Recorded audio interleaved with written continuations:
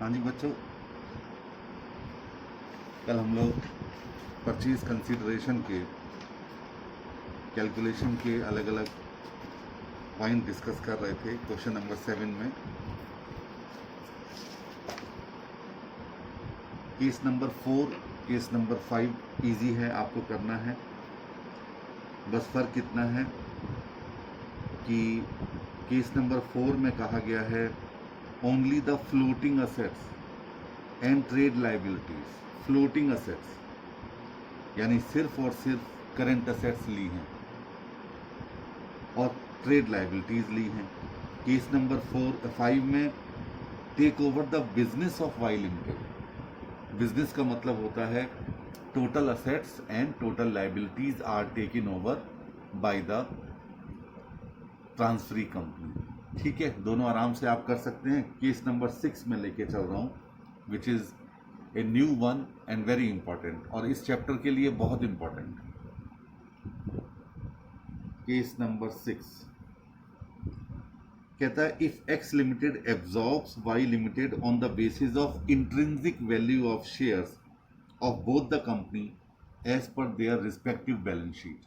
Respective balance sheet के मुताबिक जो उनकी इंट्रिंसिक वैल्यू है उस आधार पर आपको पीसी कैलकुलेट करना है। अब देखिए, सबसे पहले लिखना है आपको calculation of intrinsic value of shares. Intrinsic value निकालनी है शेयर्स की। ये लीजिए एक्स लिमिटेड और ये लीजिए वाई लिमिटेड।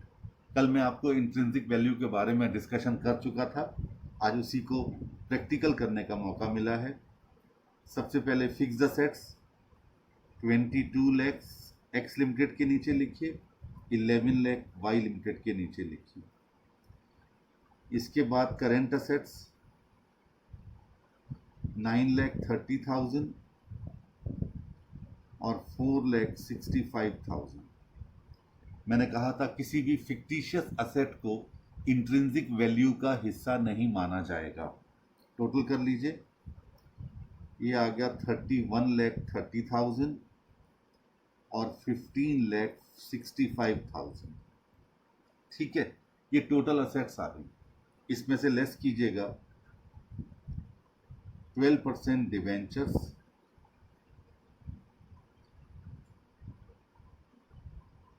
2,20,000, 1,10,000 और क्रेडिटर्स फॉर गुड्स 1,60,000 और 55,000। दोनों को लेस किया 3,80,000 और इधर 1,65,000, तो बैलेंस आ गया 27,50,000 एक्स लिमिटेड का और 14 लाख वाई लिमिटेड का। अब नंबर ऑफ इक्विटी शेयर्स नीचे लिखिएगा। एक्स लिमिटेड के नीचे लिखिए 50,000, वाई लिमिटेड के नीचे लिखिए 1 लाख। इसकी 5 लाख कैपिटल है, 10 रुपये का एक शेयर है तो 50,000 हो गए। इसकी 10 लाख रुपए कैपिटल है और 10 रुपये का एक शेयर है तो 1 लाख हो गया। अब intrinsic value of share, intrinsic value per share 27,50,000 divided by 50,000 और 14 लाख डिवाइडेड बाई 1 लाख। ये आ गया 14 वाई लिमिटेड का और ये आ गया 55। ये निकल के आ गई intrinsic value of X Limited and intrinsic value of Y Limited. Correct. बस अब क्या देरी है, अब आपको निकालना है क्या, आपको निकालना है परचेज कंसीडरेशन। तो पीसी वाई लिमिटेड बिक रही है तो पीसी आ गया of Y Limited, PC of Y Limited 1 lakh shares into 14 lakhs rupees. अब जब हम डिवाइड करेंगे 55 से तो ये पीसी फ्रैक्शन में चला जाएगा और फिर फ्रैक्शन के बदले में मार्केट वैल्यू देनी पड़ेगी। तो आपका जो आंसर नीचे लिखा रखा है वो 14 lakhs का दिखा रखा है, जबकि जब ब्रेकअप करेंगे तो ये आंसर बदल जाएगा। क्यों बदल जाएगा? क्योंकि 55 से हम डिवाइड करेंगे। अगर वाई लिमिटेड हमसे अपने एक शेयर की वैल्यू 10 के बदले 14 रुपये ले रही है तो एक्स लिमिटेड भी अपनी 10 रुपये के शेयर की वैल्यू आपसे 55 रुपये के हिसाब से वो भी मेंशन करेगी। तो वहाँ पर इसका आंसर बदल जाएगा, क्योंकि फ्रैक्शन का अमाउंट हम मार्केट वैल्यू के साथ क्या करते हैं, कंपेयर करते हैं। जबकि इस क्वेश्चन में नीचे 14 लाख आंसर है, मेरी नज़रों में आंसर गलत है। यहाँ पर आंसर वही आना चाहिए ब्रेकअप करके। एक बार करके देख लीजिएगा। Number of shares to be issued,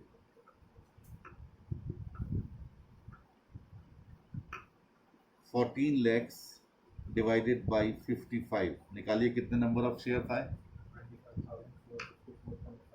25,454.55। ये हम पहले भी निकाल चुके हैं, यानी इसका आंसर 14,25,000 रुपये आएगा। कर लीजिएगा, आप जानते हैं कैसे मैंने पहले करवाया था। 14,25,000 रुपये ये पीसी का सही आंसर आना चाहिए, केस नंबर 6 का। अब आइए केस नंबर 7। ये भी बहुत अच्छा पॉइंट है, ध्यान से समझिए।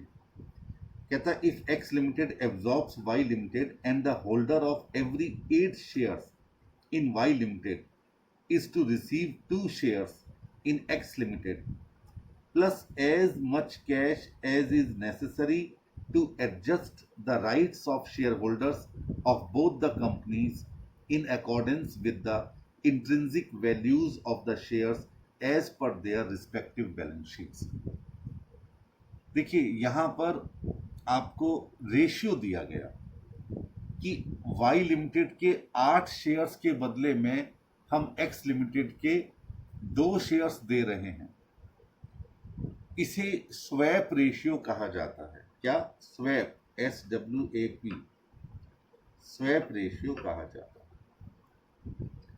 अच्छा, उसने कहा था कि calculated on the basis of intrinsic value. Intrinsic value आप ऑलरेडी पहले से निकाल चुके हैं। अब देखिए कैसे सॉल्व करेंगे। सबसे पहले लिखिए intrinsic value of 8 shares in Y Limited. Y Limited के 8 शेयर्स के बदले में एक्स के 2 दिए जा रहे हैं, तो वाई लिमिटेड के 8 शेयर्स की इंट्रिंसिक वैल्यू आपने निकाली। 14 इंटू 8 कितना हो गया? 112 रुपये। ठीक है। अब इसके नीचे लिखिए intrinsic value of 2 shares in X limited. 55 into 2 यानी 110। इसका मतलब हो गया कि वाई लिमिटेड के 8 शेयर्स की इंट्रिंसिक वैल्यू आ रही है 112 रुपये, और उसके बदले में एक्स लिमिटेड के सिर्फ 2 ही शेयर्स दिए जा रहे हैं जिसकी इंट्रिंसिक वैल्यू आ रही है 110। इसका मतलब अभी सेटलमेंट नहीं हुआ, और उसमें क्वेश्चन में कहा गया कि इसको एडजस्ट करने के लिए बाकी बचा हुआ कैश दिया जाएगा। तो कितना कैश बच गया? लेस कर दिया 2 रुपीज। इसके सामने लिखिए कैश टू बी पेड। ये मैं नहीं कह रहा हूं, ये आपकी अज्यूमशन नहीं है, क्वेश्चन में ऐसा लिखा हुआ है। देखिए मैं पढ़ रहा हूं, लिखा है and plus as much cash as is necessary to adjust the rights of share holders of both the companies. दोनों कंपनी के शेयर्स के जो वैल्यू है इंट्रिंसिक वैल्यू को बेस मान करके, उसके आधार पर जो बचेगा उसका कैश दिया जाएगा। यानी यहां पर 2 रुपए दिए जाएंगे। अब मैं आपसे एक सवाल पूछता हूं कि ये 2 रुपए वाई लिमिटेड के कितने शेयर्स के बदले में दिए जाएंगे? ये 2 रुपए की रकम वाई लिमिटेड के कितने शेयर्स के बदले में दी जाएगी? 8 शेयर्स के बदले में, क्योंकि ये जो रकम 112 रुपए की आई थी, ये 8 शेयर्स की वैल्यू आई थी। समझ रहे हैं ना आप? अब देखिए, ये लीजिए ब्रेकअप। सबसे पहले इक्विटी शेयर्स, बहुत ध्यान से देखिए। इक्विटी शेयर कैपिटल 1 लाख थे वाई लिमिटेड के, डिवाइडेड बाय 8 इंटू 2, कितने शेयर्स निकले हैं जी? 25,000 इंटू 10 रुपए, 2,50,000 रुपए का तो आ गया इक्विटी शेयर कैपिटल। अब आइए सिक्योरिटीज प्रीमियम।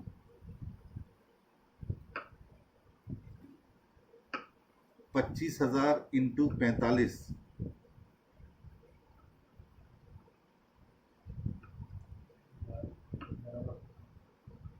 11,25,000। ये लीजिए, ये आ गई सिक्योरिटीज प्रीमियम। अब आइए cash, 1 lakh share divided by 8 into ₹2।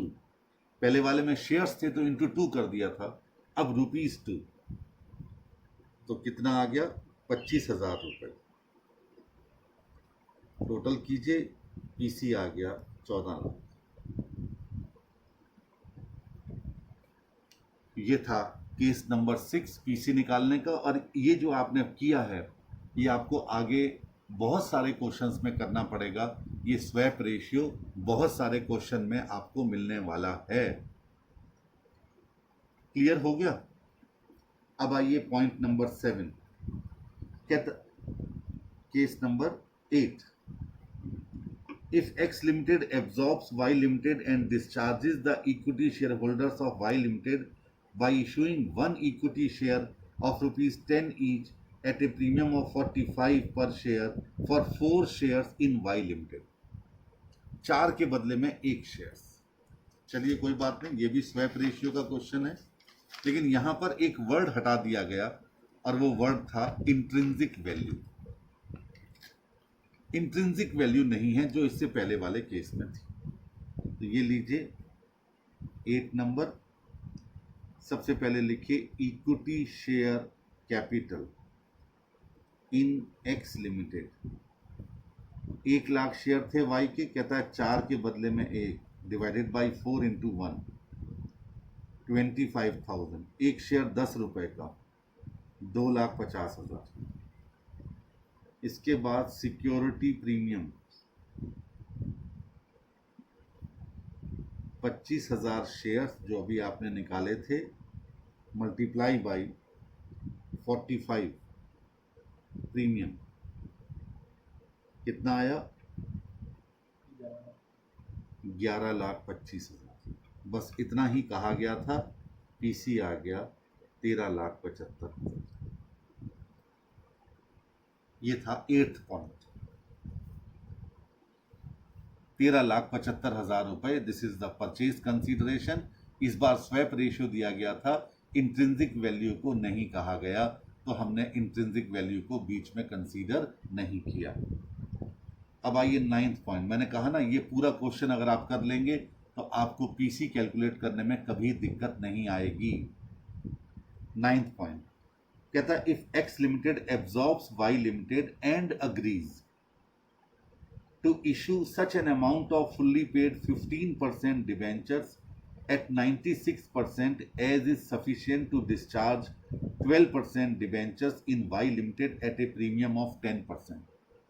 मैंने बहुत पहले आपको कैटेगोरिकली ये वाली बात बताई थी कि अगर ट्रांसफरी कंपनी ट्रांसफरर कंपनी के किसी भी प्रकार के लायबिलिटीज का पेमेंट कर रही है, वो कभी भी पीसी का हिस्सा नहीं होगा। तो ये पॉइंट आपने पढ़ ज़रूर लिया, लेकिन फ़िलहाल इसका पीसी कैलकुलेट करने में कोई यूज़ नहीं है, बशर्ते कि आप पीसी नेट पेमेंट मेथड से कैलकुलेट कर रहे हों। आगे चलिए। B, to issue 1 equity share of ₹10 each at a premium of 45 per share for 4 equity shares in Y Limited. बिल्कुल ये ज़रूर आएगा। अभी आपने 8th में किया था, सेम उतार लीजिए, वही सेम है। Equity share capital in X limited 1 lakh divided by 4 into 1, 25,000 into 10, 2,50,000, और सिक्योरिटी प्रीमियम 25,000 इंटू 45, 11,25,000। ठीक है। तीसरा C, to reimburse the expenses of liquidation to the extent of 10,000, actual expenses amounting to ₹15,000।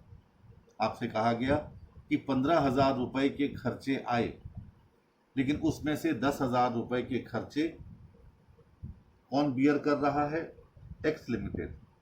मैंने पहले भी कहा था आपसे, वापस कह रहा हूं कि कोई भी एक्सपेंसेस जो एक्स लिमिटेड पे कर रही है वाई के बदले में, यानी ट्रांसफरी कंपनी पे कर रही है ट्रांसफरर कंपनी के खर्चों को, वो कभी भी पीसी का हिस्सा नहीं होगा। बस टोटल कर लीजिए, 13,75,000 ये पीसी आ गया 9th केस का। यानी यहां पर दो बातें क्लियर हो गई।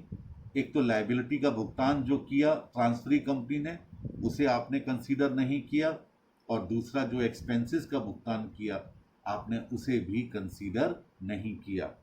आइए 10th पॉइंट कहता है, if in case 1 it is also decided to make the entries relating to the issue of shares at par value only। अब ये आपको ले जा रहा है केस 1 में, जहां पर फिक्स्ड असेट्स ली गई थी और उसके बदले में इक्विटी शेयर दिए गए थे 10 रुपये वाले 45 रुपये पर शेयर प्रीमियम पर। आपसे कहा गया अब आप पार वैल्यू पर निकालना चाहते हैं। तो सबसे पहले फिक्स्ड असेट्स थी 11 लाख की। अब number of equity shares to be issued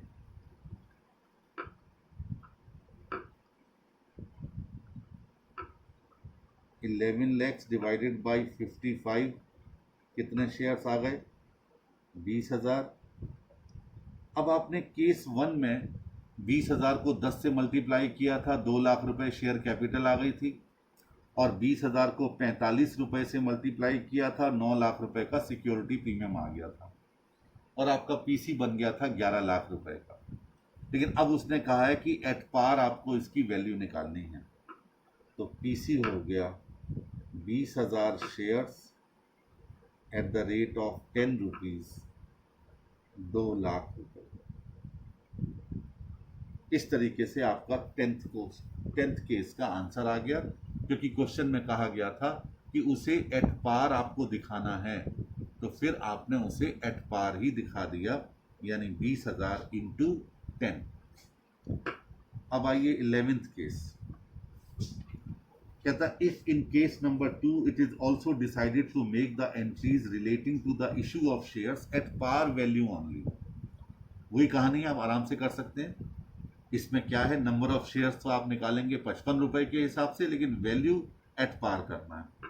तो 15,65,000 डिवाइडेड बाई 55, कितना आया नंबर ऑफ शेयर्स?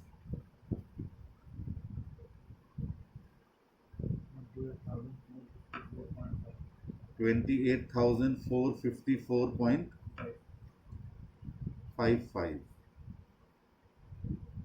ये निकल के आ गए, लेकिन एट पार करना है। तो इक्विटी शेयर कैपिटल हो गई 28,454 इंटू 10, 2,84,540, और कैश 0.55 इंटू 100 यानी 55 रुपए का। तो 2,84,595 ये निकल के आ गया आपका क्या? Purchase consideration 2,84,595। ठीक हो गया। अब आइए 12th केस। कहता है if X Limited agrees to take over only the assets of Y Limited, only the assets, and to discharge the PC to the extent of 1/4 in cash and balance in the form of equity shares of rupees 10 each at 55 each, an equity share in Y Limited is valued at the rate of 15 rupees. अब ये एक नई बात आ गई इस case में। कहता है ले रहा है वो ओनली द असेट्स और बाद में वैल्यू बता दी एक शेयर की। आप गौर कीजिएगा उसने कहानी को कैसे पलटा है। ली जा रही हैं असेट्स लेकिन वैल्यू बता दी गई है शेयर की। जरा गौर कीजिएगा, अभी तक आपने देखा था कि वाई लिमिटेड की वैल्यू 14 रुपए आ रही थी। कैसे 14 रुपए आ रही थी? आपने देखिए, लिखिए, स्टार्ट कीजिए, intrinsic value of Y Limited share. Fixed assets कितनी थी? 11 लाख की। करेंट असेट्स कितनी थी? 4,65,000 की। टोटल आ गया 15,65,000। लेस कीजिए इसमें 12% डिबेंचर्स, 1/10 के, और क्रेडिटर्स 55,000 के।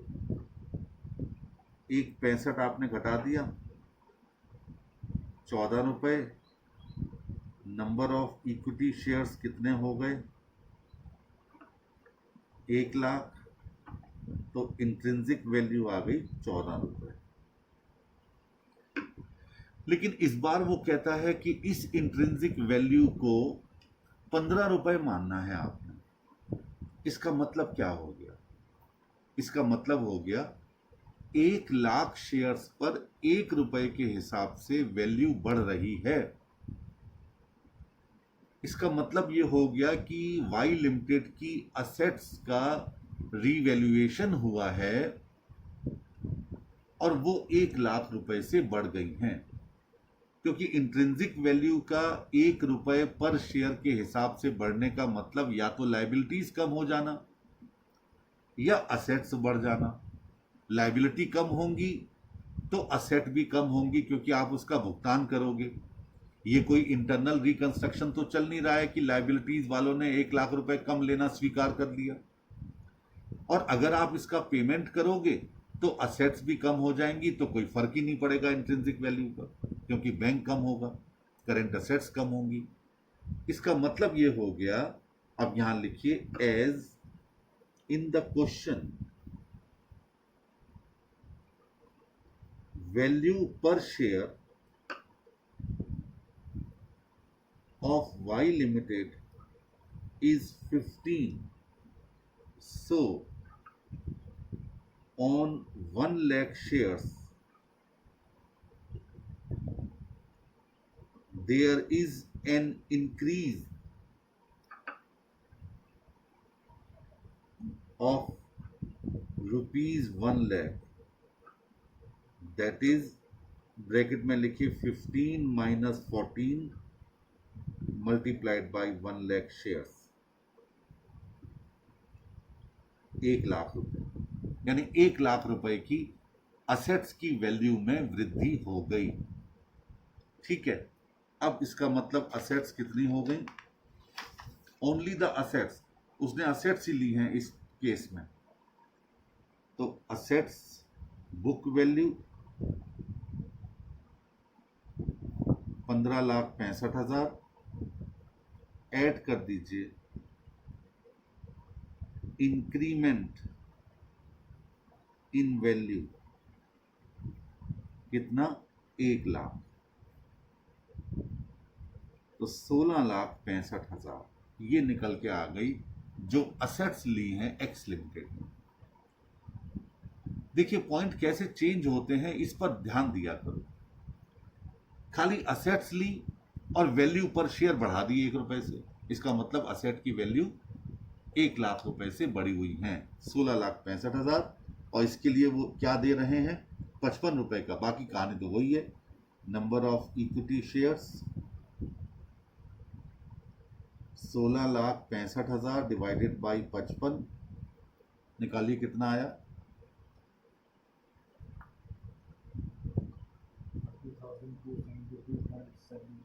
30,000.73। बस अब share capital 30,272 into 10, 3,02,720। Security premium 30,272 into 45, निकालिए कितना आया।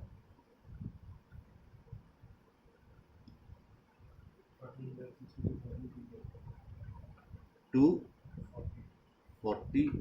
और कैश 0.73 इंटू 100। एक बार चेक करो, 16,65,000 डिवाइडेड बाई 55,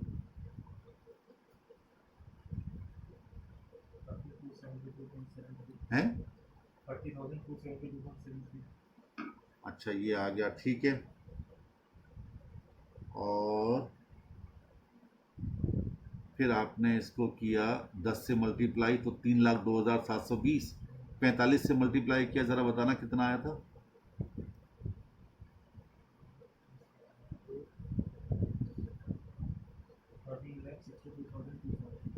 240, ठीक है। और 73, कुछ गड़बड़ कैसे आ रहा है। टोटल करना है इसका 3,02,720, 13,62,240 और 73 रुपए, 73 रुपीज। 16,65,033।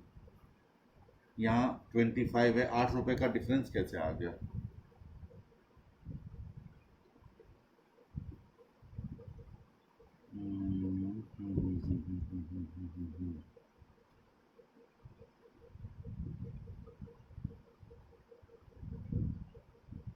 चलो, हो सकता है आंसर गलत हो, बिल्कुल वैसे हम लोग बिल्कुल ठीक चले हैं। एक बार दोबारा कर लेना, बस एक आखिरी बार। 16,65,000, 16,65,000 divided by 55।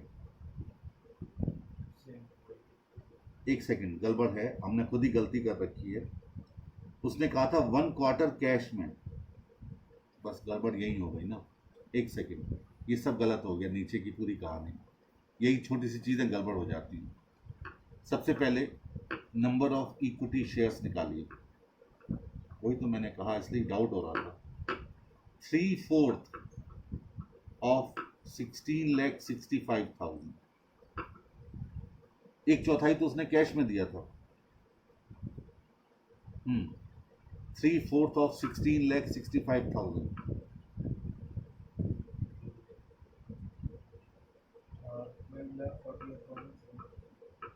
12,48,750 divided by 55,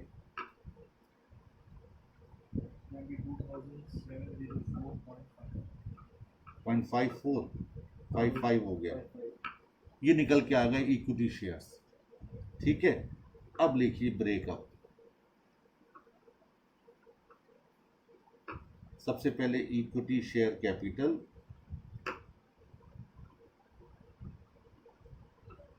22,704 into 10, 2,27,040।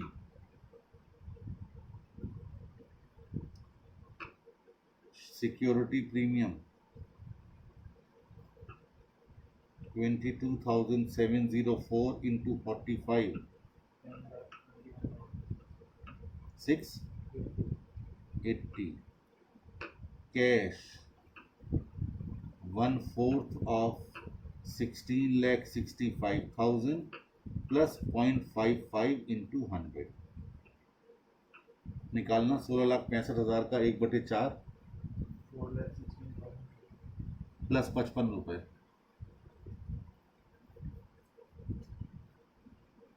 अब टोटल कीजिए 2,27,040 प्लस 10,21,680 प्लस 4,16,305।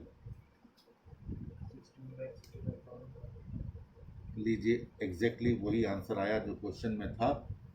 हम लोगों ने वो पॉइंट ही मिस कर दिया था कि इसमें 1/4 कैश में पे किया जा रहा है और 3/4 को वो शेयर्स में दे रहे हैं।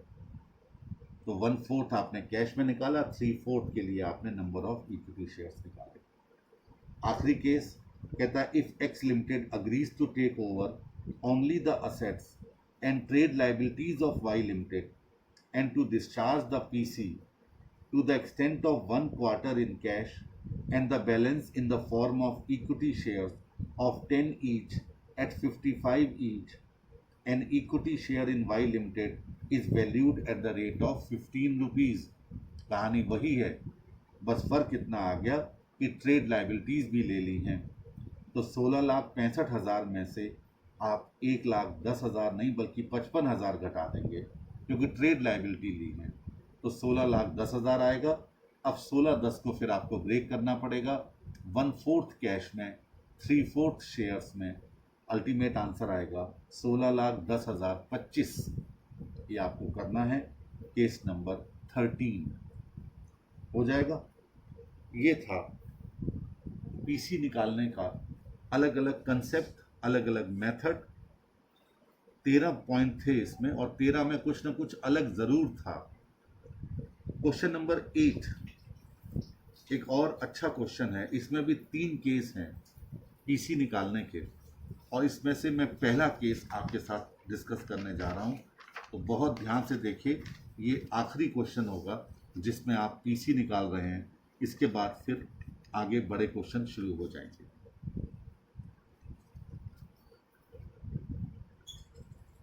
देखिए, following is the balance sheet of X Limited as at 31st March 2001, at which date the company was taken by T Limited। आपको बैलेंस शीट दी गई है, लाइबिलिटीज आपको दी गई हैं, ठीक है। कहता है terms of absorption, X Limited is to declare and pay dividend at the rate of 12% on shares prior to absorption। X Limited ने डिविडेंड पे कर दिया, ठीक है। तो लिखिए शॉर्ट नोट बनाते हुए, dividend paid by x limited. X limited वो है जो अपना बिजनेस एब्जॉर्ब करवा रही है। तो एक्स लिमिटेड के देखिए ये 12% जो नीचे दिया गया है ये इक्विटी शेयर्स का है, लेकिन बिना प्रेफरेंस शेयर्स को डिविडेंड दिए हुए आप इक्विटी को नहीं दे सकते। तो प्रेफरेंस डिविडेंड पहले दीजिए, ये लीजिए 12,000, 1 लाख का 12%, और उसके बाद इक्विटी डिविडेंड 2 लाख का 12% यानी 24,000। टोटल डिविडेंड आपने पे कर दिया 36,000 रुपीज। ठीक हो गया। ये तो डिविडेंड निकल के आ गया दोनों का। आगे और बात करेंगे। जब भी डिविडेंड क्वेश्चन में आ जाया करे तो कॉर्पोरेट डिविडेंड टैक्स नीचे जरूर देख लिया करो। नीचे दिया गया है assume corporate dividend tax at the rate of 10%। तो इसमें CDT और ऐड कर दीजिए एट द रेट ऑफ 10%, 3,600, यानी टोटल आपने डिविडेंड पे कर दिया 39,600 रुपीज। ये पहला पॉइंट है, आपने अलग से लिख लिया, काम आएगा। कहता है the value of land and building to be increased by 50,000, stock to be increased to 2,20,000 and debtors at their book value subject to an allowance of 5% to cover doubtful debts. Doubtful debts को cover करने के लिए 5% का आपको allowance less करना है अपने debtors में से। Goodwill to be valued at ₹7,500। Goodwill को आपने वैल्यू करना है 7,500 रुपये। ये सब बातें हमें इंडिकेशन दे रही हैं कि शायद इस क्वेश्चन में हमें नेट असेट मेथड भी लगाना पड़े, क्योंकि असेट्स के मूल्यों में कमी या बढ़ोतरी नेट असेट मेथड में ही काम आती है, नेट पेमेंट मेथड में काम नहीं आती। आगे चलते हैं। Expenses of liquidation of X limited are to be reimbursed by T limited to the extent of 4,000, the actual expenses amounting to ₹5,000। आपसे कहा गया है कि एक्स लिमिटेड के खर्चे 5,000 रुपए के थे, जिसमें 4,000 के टी लिमिटेड ने पे किए हैं। तो आप नीचे वहीं पर जो आपने डिविडेंड पेड लिखा था, expenses paid by x limited 1,000 रुपये, 5 में से 4,000 घटा दिए, यानी एक्स लिमिटेड ने 1,000 के अपनी जेब में से खर्चे पे किए। आप सोच रहे होंगे कि मैं ये क्यों लिख रहा हूं, क्योंकि मुझे कैश और बैंक बैलेंस पता करना है एक्स लिमिटेड का, क्योंकि ये सब एब्जॉर्प्शन से पहले हुआ है। और अगर कैश और बैंक बैलेंस भी दिया जाएगा, जैसा कि कहा गया है कि उसने पूरा बिजनेस एब्जॉर्ब कर लिया, तो स्वाभाविक सी बात है हमें इसे दोनों को लेस करके तब कैश और बैंक बैलेंस निकालना होगा। आगे चलिए। T Limited to issue such an amount of fully paid 15% debenture at 96% as is sufficient to discharge 12% debentures in X Limited at a premium of 8%। ये डिबेंचर्स को उसने 1 लाख वाले डिबेंचर को 1,08,000 रुपए में लिया है, क्योंकि वो इसका पेमेंट करने वाली है 8% प्रीमियम पर। तो जब हम नेट असेट मेथड लगाएंगे तो डिबेंचर्स के नाम से 1 लाख रुपए नहीं घटाएंगे, बल्कि 1,08,000 घटाएंगे। मैंने आपको पीसी बताते वक्त ये बात समझाई थी कि नेट असेट मेथड लगाते वक्त आपको लाइबिलिटीज उन्हीं वैल्यू पर लेस करनी है जिन वैल्यूज पर वो ली गई हैं, चाहे कम पर ली गई हैं चाहे अधिक पर ली गई हैं। तो यहां पर अधिक पर ली गई है तो आप अधिक कम करेंगे। चलिए ठीक है। अब ई 12% preference shareholders of X Limited to be discharged at 10% premium by issuing 15% preference shareholders of ₹100 each of the transferee company at 12% discount to the extent of 80% and the balance in cash। बड़ी कहानी है साहब, बहुत शानदार question है। मैंने आपसे कहा, कहता है एक्स लिमिटेड के जो 12% वाले प्रेफरेंस शेयर होल्डर्स हैं, कितने के? 1 लाख के। कहता है इसको 10% प्रीमियम पर भुगतान किया है, यानी 1 लाख के बदले में 1,10,000। कैसे भुगतान किया है कि इसके 80% तक, 80% का मतलब 1,10,000 का 80% 88,000, तो वो अपने 15% प्रेफरेंस शेयर्स में इशू कर रही है, जो कि 12% डिस्काउंट पर इशू हो रहे हैं। यानी एक्स लिमिटेड के 88,000 का पेमेंट करने के लिए टी लिमिटेड अपने 1 लाख प्रेफरेंस शेयर्स इशू कर रही है 12% डिस्काउंट पर, यानी 88,000 रुपए में। सेंटेंस को पकड़ा करो, वही आपको पूरी राह तक ले जाएगा। यानी उसके प्रीमियम पर भुगतान हो रहे हैं, 1 लाख के बदले में 1,10 का भुगतान, 1,10 का 80% यानी 88,000। इसका वो भुगतान कर रहे हैं अपने प्रेफरेंस शेयर्स में, जो 100 रुपए का है, लेकिन 12% डिस्काउंट पर इशू हो रहा है, यानी 88 रुपीज में इशू हो रहा है। और बाकी बचा हुआ 20% वो कैश में भुगतान कर रहे हैं। ये प्रेफरेंस शेयर होल्डर्स को पेमेंट आ गया, लेकिन इक्विटी शेयर होल्डर्स का पेमेंट अभी नहीं पता चला। यानी इतना क्वेश्चन पढ़ने के बाद भी हम ये पता नहीं कर पाए कि इस क्वेश्चन में नेट असेट मेथड लगेगा या नेट पेमेंट मेथड लगेगा। अब आगे कहता है calculate the PC in each of the following alternative cases.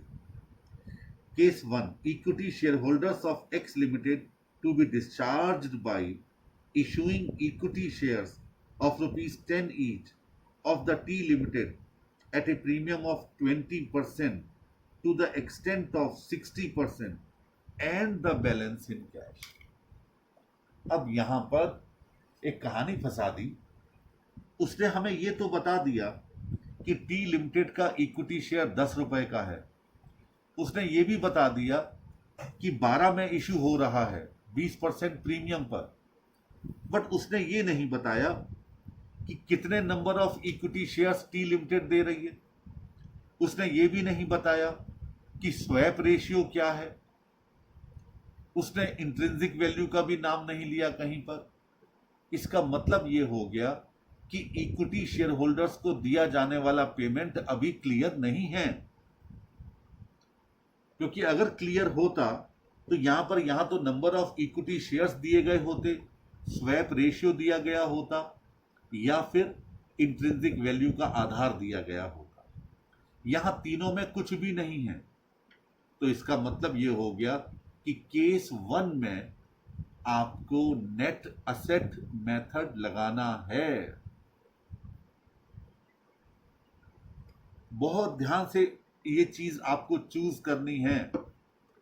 मैंने पहले कहा था आप नेट पेमेंट मेथड तभी लगा सकते हैं जब आपको सारे पेमेंट्स क्लियर कट दिए गए हों। लेकिन जब पेमेंट क्लियर कट है ही नहीं तो आप नेट पेमेंट मेथड भला कैसे लगा सकते हैं। तो आपको यहां क्या लगाना है। अब केस 1 लिखने जा रहा हूं मैं। Calculation of PC under net asset method.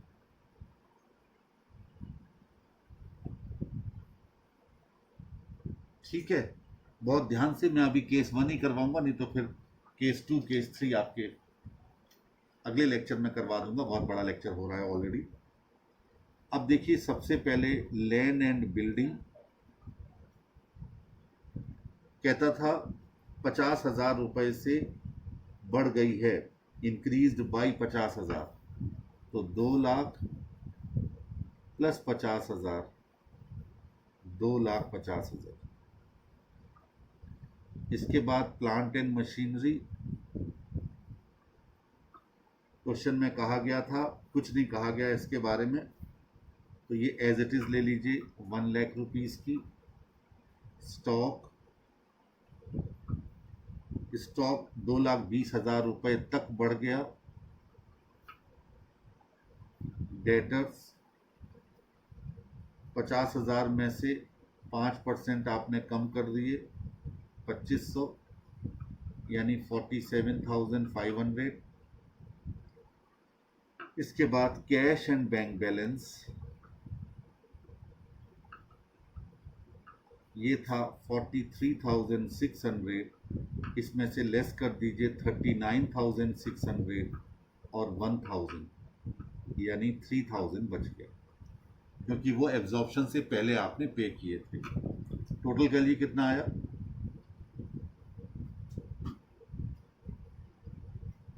350, 570,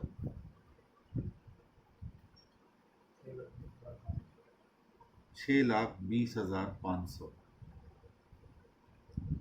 अब इसमें से लेस कीजिए।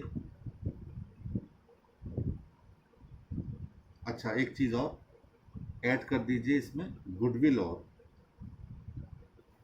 7,500 की क्वेश्चन में बताई गई थी, तो 6,28,000 आ गए।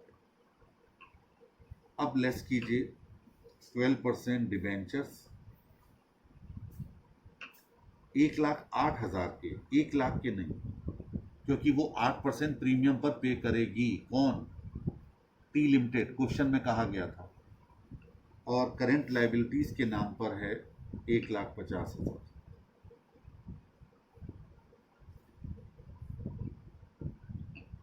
यानी टोटल 2,58,000।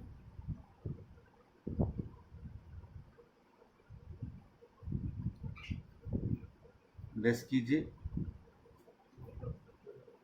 3,70,000। ये हमारा निकल के आ गया परचेज कंसीडरेशन। अब गौर कीजिए, इस 370 को बांटना है प्रेफरेंस शेयर होल्डर्स में और इक्विटी शेयर होल्डर्स में। टीसी क्या होता है, जो इक्विटी और प्रेफरेंस दोनों में बांटा जाए। प्रेफरेंस शेयर होल्डर्स को कितना पेमेंट किया जा रहा था वो तो पता है। कैसे? Payment made to preference share holders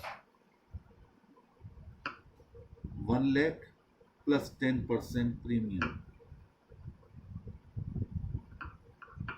यानी 1,10,000।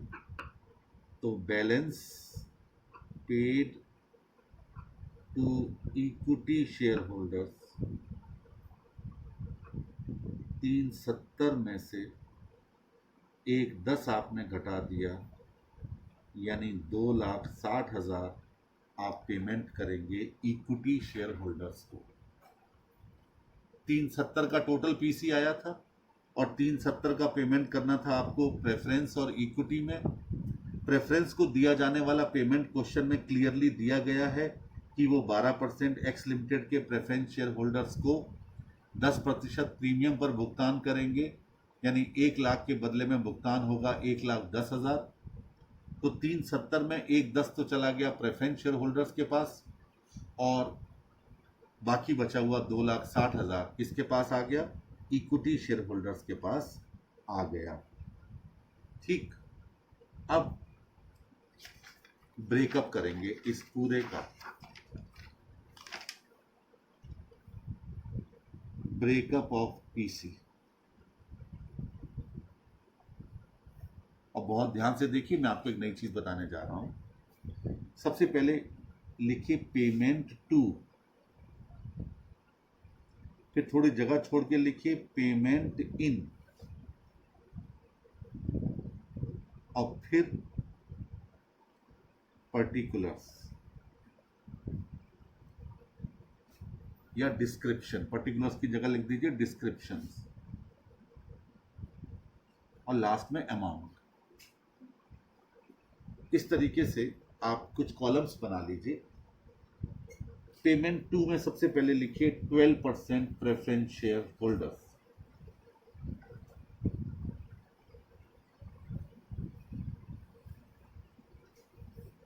ठीक है। अच्छा, तो उसके नीचे लिखिए 1 लाख प्लस 10% प्रीमियम, 1,10,000 रुपए की रकम आप प्रेफरेंस शेयर होल्डर्स को पेमेंट कर रहे हैं। अब कहता है पेमेंट इन, यहां आ जाइए, लिखिए 80% of 1,10,000, that is 88,000 in 15% preference share capital. ठीक है, कैसे लिखेंगे? और वो शेयर्स कितने में इशू हो रहे हैं? 88 में। तो आप लिखेंगे नंबर ऑफ प्रेफरेंस शेयर्स, उसी के नीचे लिखते जाइएगा क्योंकि आपने कॉलम बना रखा है। 88,000 डिवाइडेड बाई 88, यानी 1,000 कॉमा लगाकर 15% preference shares at the rate of 100 each, 1 lakh अगले कॉलम में चले गए, less discount at the rate of 12%, 12,000 घटा करके अमाउंट में लास्ट वाले कॉलम में 88,000 ले जाओ। और उसके बाद पेमेंट इन में लिखो कैश 20% ऑफ 1,10,000, सीधे अमाउंट वाले कॉलम में ले जाओ 22,000। अब टोटल कर दो 1,10 अमाउंट वाले कॉलम में, ये प्रेफरेंस शेयर होल्डर्स को पेमेंट हो गया।